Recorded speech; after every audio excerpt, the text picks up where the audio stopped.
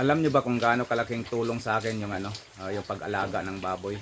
So, dati minsan umiinom ako ng alak. So, sa isang araw, mapagala, mapainom ng isang buting alak. Magkano yan kung halimbawa beer ang iniinom mo? Umiinom ako noon ng beer, basta alak. Magkano yung isang bote? So, nasa 115. So, ang hard or long neck is nasa na ngayon, ganun, basta 100 plus. So yun ang iniisip ko nung nagkaroon ako ng idea na paano ko ma-stop yung ma-minimize ko yung bisyo ko. So, bumili ako ng isang biik. So si Mrs. Nagplano kami mag-alaga ng baboy.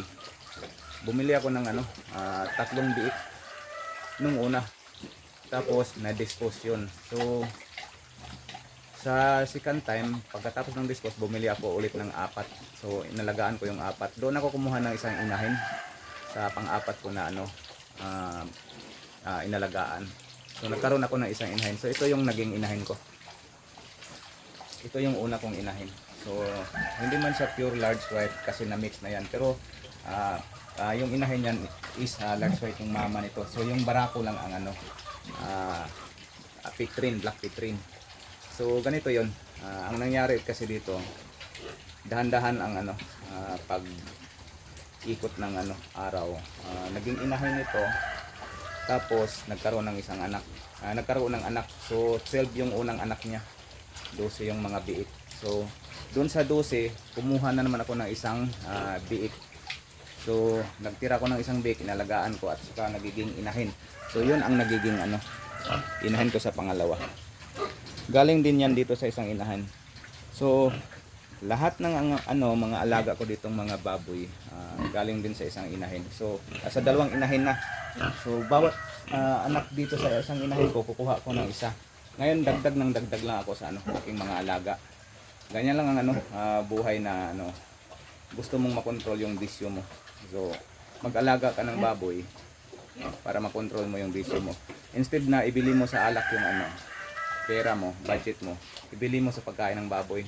Sa isang buwan, bibili ka lang ng alak araw-araw. So may 30 na bote ka ng 30 times 150 lang sa isang bote. So magkano na yon? So nasa 3,500 na yung isang buwan mo. So yung isang buwan sa isang baboy, hindi yan makaubos ng 2 sako. So sobra ka pa sa isang baboy mo. 3,500 ang isa So ang isang sako ng pagkain ng baboy is nasa 1,800 lang. So makabili ka na ng niyan, 1.5 sobra na yon. So pwede ka pang makapag-alaga ng isa. Kaya ganun lang ang buhay. Iwas tayo sa lulong sa bisyo. Magplano tayo. Kasi nga pag hindi tayo magplano, hindi naman to malaki pa yung mga alaga natin. Hindi pa to, nag-uumpisa pa lang ako. Pero at least mayroon na akong mga alaga. Yun lang naman, kailangan na may alaga tayo para may depensa tayo sa pag dumating yung kagipitan ng ating buhay. So may time talaga na kapusin tayo, pero at least mayroon tayong matatakbuhan. Mayroon tayong mapagkukunan. Ganun lang ang simpleng buhay natin sa probinsya. Hindi tayo pwede na pa-relax lang, patagay-tagay, inom-inom.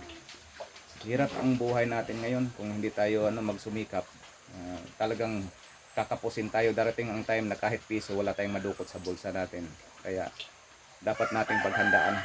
So ganun lang, hindi naman tayo magaling dito sa pagbababoy, pero at least sinubukan natin. Ganun lang ang buhay natin, na kung yung nasa isip natin na kaya nating gawin, kaya nating suportahan, gagawin natin para sa ating kinabukasan at para sa ating mga anak. Ganun lang ang buhay. Maraming salamat.